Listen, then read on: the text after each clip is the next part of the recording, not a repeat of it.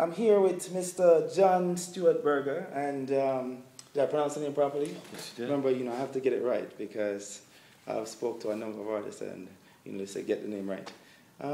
Pretty much I'll start off by just finding out your history, where you were born, and how you evolved.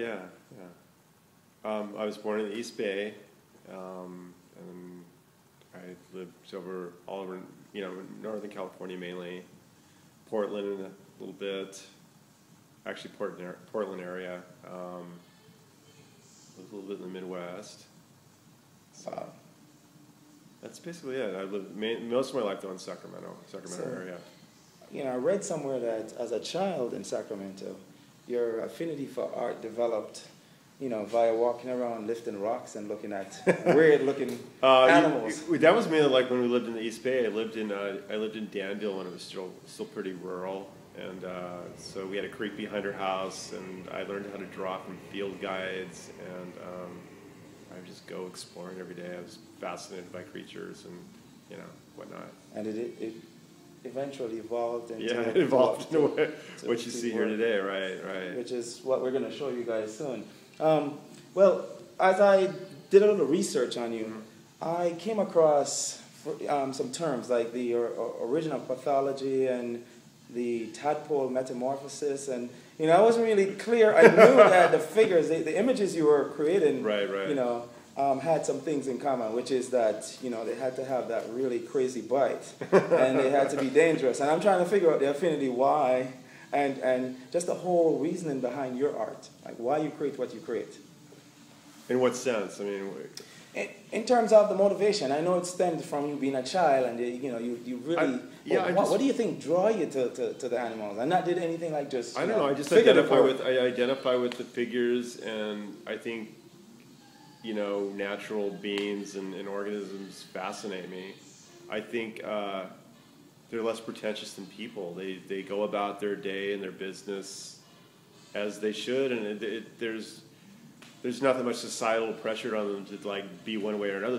They are just what they are. And the whole thing with teeth is it's like when an animal shows its teeth, it's showing its true expression, and it's kind of all part of it. It's just kind of they are what they are, and that's what I like, that honesty and that integrity with them, and it's kind of fascinates me too. It kind of just gets back to the origins of what they are. So. And when you say they are what they are, you're talking in terms of the beings you create. They're all based on. I mean, they're all based on. They're like conglomerations of a bunch of different things. I mean, I take parts and bits from everything, but yeah, they are what they are. They are the organisms they are. I think people have a tendency to be different things and fit into certain niches and stuff like that. I think animals are just, what they need to be to survive, essentially. And I kind of enjoy that.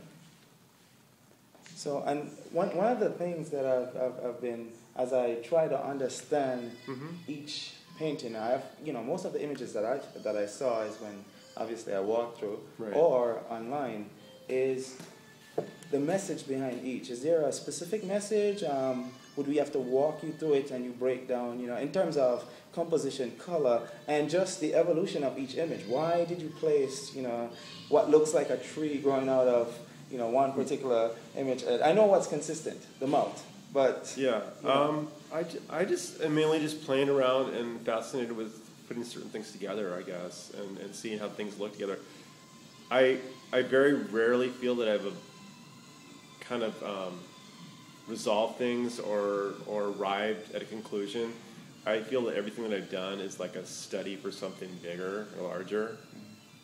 And so I put things together, and then I may repeat something that I like and put it in something else. I'm always trying to figure things out, and trying to go to the next level. I very rarely, like I said, I'm kind of reiterating myself, but I just very rarely think a composition's done, and I always just feel like I'm just going for the opus or whatever, the grand finale, and I don't know what that is, but I kind of like that because, it's kind of fun not having things resolved.